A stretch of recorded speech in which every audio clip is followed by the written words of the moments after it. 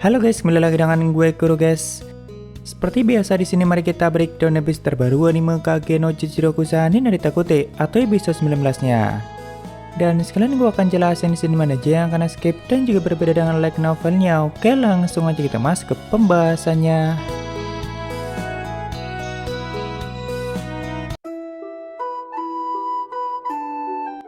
Jadi episode kali ini dibuka dengan latihan Putri Iris di istana kerajaan Midgar-nya sebelum nantinya menghadapi Gemina di Festival Busin.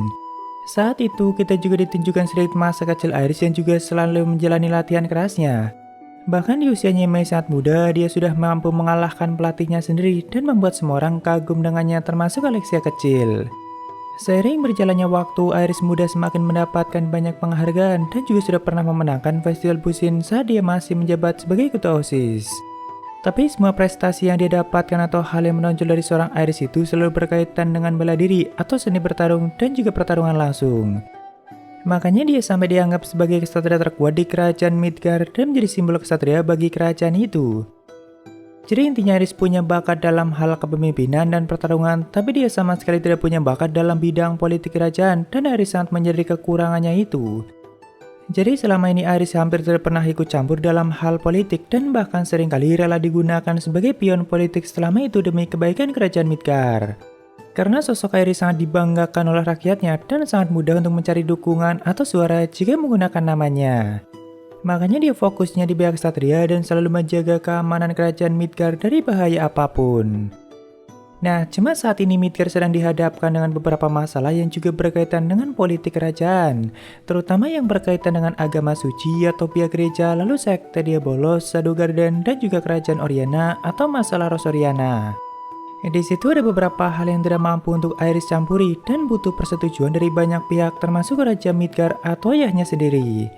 Padahal sangat jelas kalau di insiden kota suci atau juga masalah Rosoriana sebelumnya ada banyak hal yang tidak beres. Namun kerajaan Midgar memutuskan untuk diam dan bahkan raja sendiri tidak mengizinkan Iris untuk ikut campur. Karena mungkin raja sangat hati-hati dan sebisa mungkin menghindari perselisihan antar pihak dan juga tidak terlalu yakin dengan kekuatan Iris sendiri. Makanya di Festival Busin inilah Iris benar semakin membuktikan kekuatannya dan juga benar mendapatkan dukungan yang lebih banyak. Apalagi sebelumnya juga ada beberapa peristiwa yang secara tidak langsung membuktikan ketidakmampuan seorang Iris dan membuktikan kalau dirinya masih cukup lemah.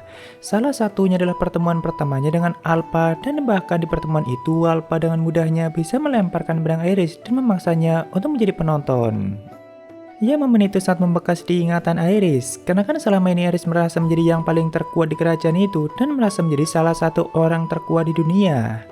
Tapi Alpha dengan mudahnya malah membuatnya diam dan hanya bisa menjadi penonton tanpa bisa melakukan apapun.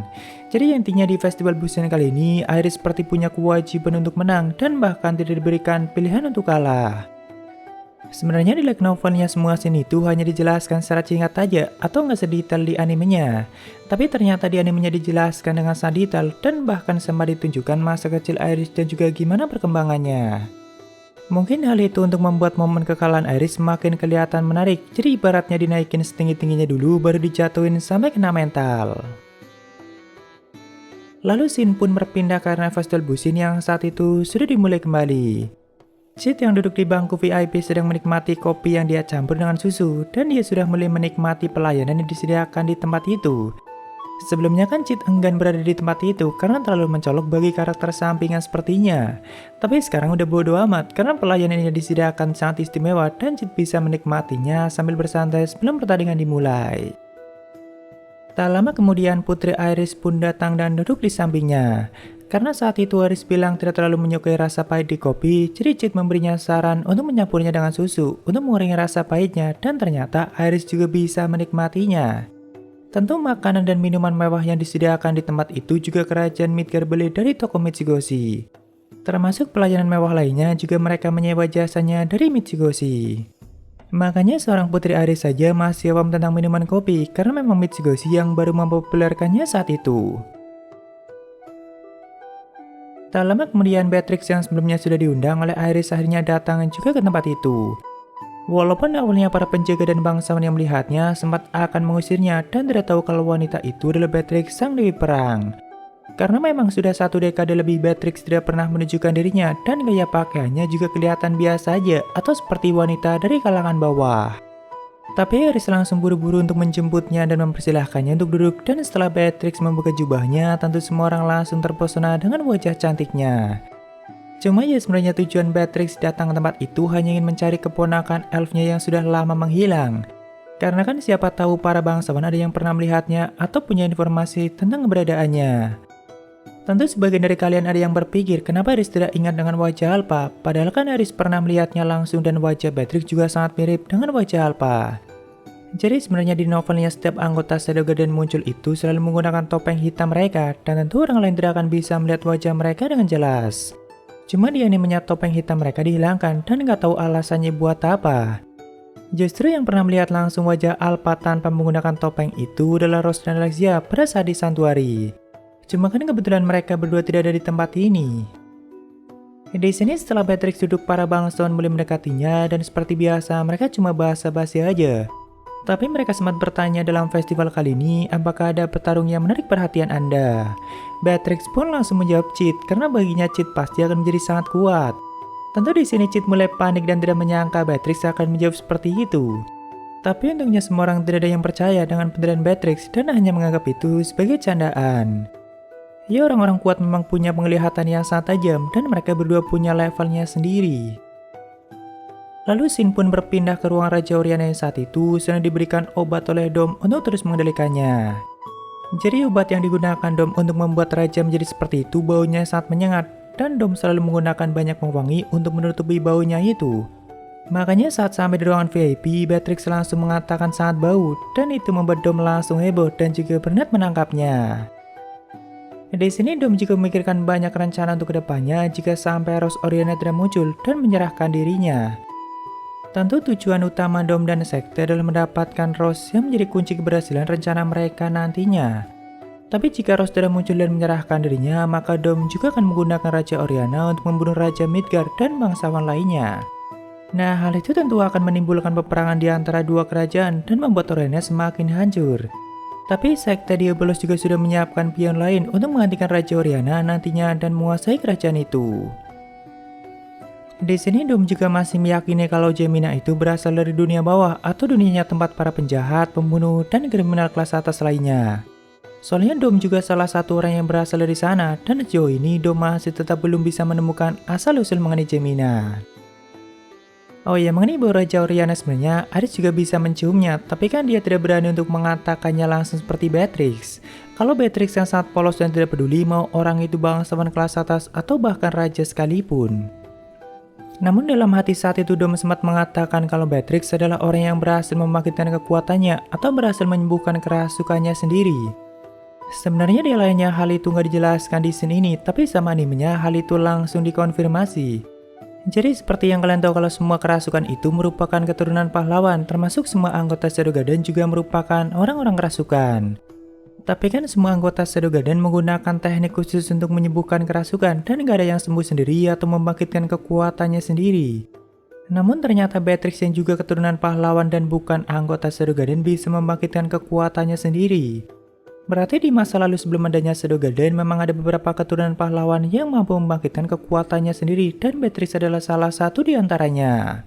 Walaupun ia mungkin sangat-sangat langka dan Beatrix memang sangat istimewa. Setelah mengetahui Beatrix datang ke tempat itu, rencananya dibuat Dom menjadi cukup berantakan. Simpelnya dia tidak akan mungkin bisa menjalankan rencana kedua jika Rose tidak muncul. Karena kan awalnya orang-orang yang dia waspadai hanya Iris dan Gemina, dan dengan kekuatan pasukannya Dom yakin bisa mengatasi mereka. Karena di mata Dom Iris itu nggak kuat-kuat amat, dan dengan kekuatannya sendiri aja Dom yakin bisa mengatasinya. Tapi jika Beatrix yang ikut campur udah beda lagi urusannya, dan semua kekuatan Dom nggak mungkin bisa mengatasinya.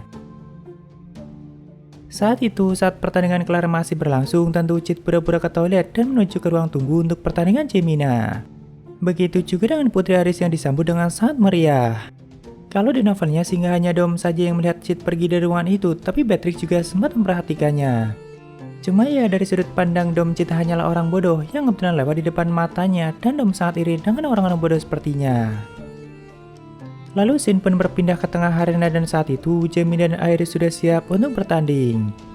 Ya, seperti yang kalian tahu kalau Aris bisa dikalahkan dengan sangat mudah dan sampai dipermalukan di depan semua rakyatnya. Bahkan baru dimulai aja dia udah kena mental dan sampai menciptakan ilusi kematiannya sendiri. Dalam pertarungan itu simpelnya Gemina menggunakan gerakan-gerakan kecil untuk mempermainkan insting Iris.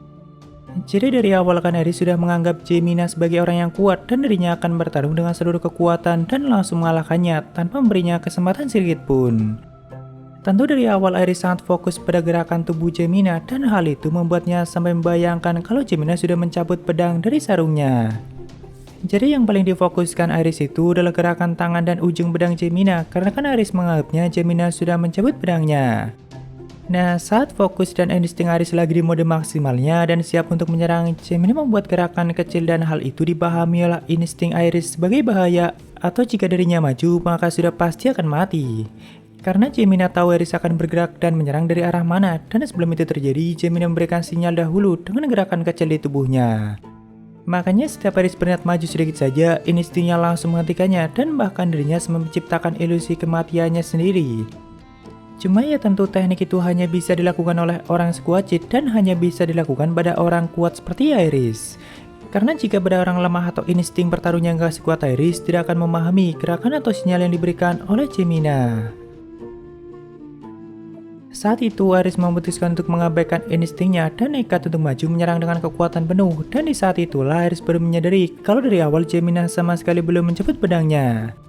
Tapi sayangnya Gemina bisa menghentikannya dengan sangat mudah dan membuatnya tidak berdaya dan itu menjadi kekalahan Iris yang paling menyedihkan.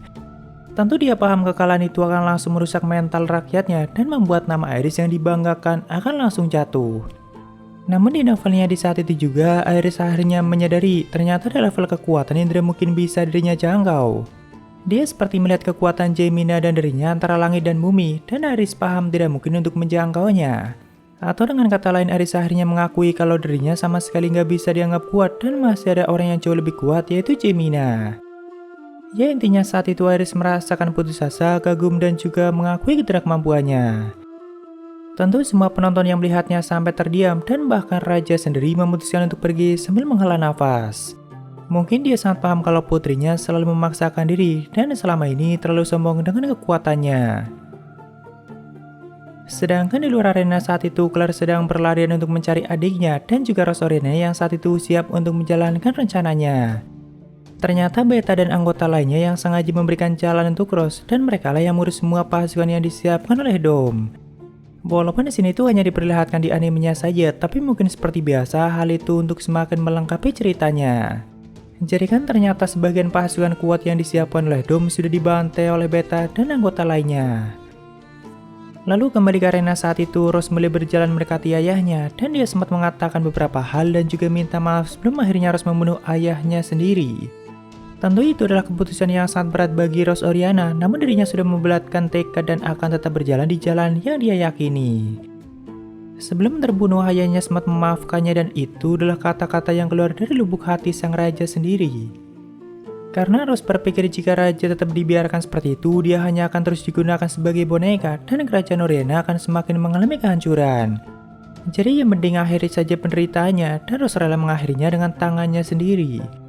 Walaupun ia sebenarnya setelah membunuh sang raja, Rose berniat mengakhiri hidupnya sendiri dan hal itu akan menggagalkan semua rencana Dom dan sekte. Tapi ternyata Gemina datang untuk mendukungnya dan saat itu dia akhirnya menunjukkan dirinya sebagai Shadow. Sebenarnya saat itu momennya udah keren banget dan semua orang sampai melongo dengan kemunculan Shadow. Tapi Rose malah mengatakan dengan keras kalau ternyata Shadow adalah pembunuh bandit bergaya. Jadi di momen ini antara keren, lucu, dan konyol digabung menjadi satu dan menurut gua hal itu menggambarkan karakter cheat yang sesungguhnya. Walaupun kalau di novelnya nggak seperti itu banget, tapi ternyata animenya bisa membuatnya semakin kelihatan epic. Jadi memang dulunya pada saat Rose masih kecil sempat mengalami penculikan dan kebetulan cheat menemukannya dan menyelamatkannya. Walaupun ya tujuan cheat hanya berburu bandit dan merampok harta mereka, tapi kebetulan Rose yang sedang diculik dan dia sempat melihat pertarungan cheat yang baginya sangat indah. Bahkan gaya berpedangnya itulah yang selama ini menginspirasi Rose untuk menjadi ksatria kuat. Di sini setelah Shadow membantai pasukan Dom dan memberikan jalan bagi Rose untuk melarikan diri, dengan cepat Beatrix yang dari tadi sudah kegirangan ingin melawannya langsung menyerangnya dan itu menciptakan bentrokan kekuatan yang cukup dahsyat. Tentu Shadow juga dengan senang hati akan melayaninya dan pertarungan dahsyat keduanya yang belum berakhir sekaligus menutup episode kali ini. Oh ya, jadi pada saat terus mulai mendekati ayahnya, kita bisa melihat kalau Gemina juga semakin berjalan mendekati tempat itu. Karena saat itu Chit sama sekali tidak menduga kalau Rose akan datang dan malah langsung merebut panggung Gemina. Padahal penampilan Gemina sudah hampir mencapai klimaksnya dan hanya tinggal menghilang dengan cara yang paling keren. Tapi Rose malah keburu datang dan langsung merebut semua perhatian yang tadinya ditujukan pada Gemina. Jadi sebenarnya saat itu Chit langsung berpikir keras bagaimana supaya bisa ikut campur dan kembali merebut panggungnya, dan akhirnya jadilah momen seperti itu. Jujur untuk episode kali ini keren parah dan animenya bisa menampilkan semua ceritanya dengan sangat epik. Ya mungkin bisa dibilang sebagai episode terbaik sejauh ini. Karena sangat sedikit scene yang kena skip dan walaupun ada tambahan dari animenya sendiri, tapi hal itu semakin melengkapi ceritanya. Jadi mungkin segitu aja untuk pembahasan kali ini, dan jika ada kesalahan gue minta maaf atau kalian bisa koreksi aja di bawah. Thank you, nama sampai ketemu di video lainnya, salam kru guys.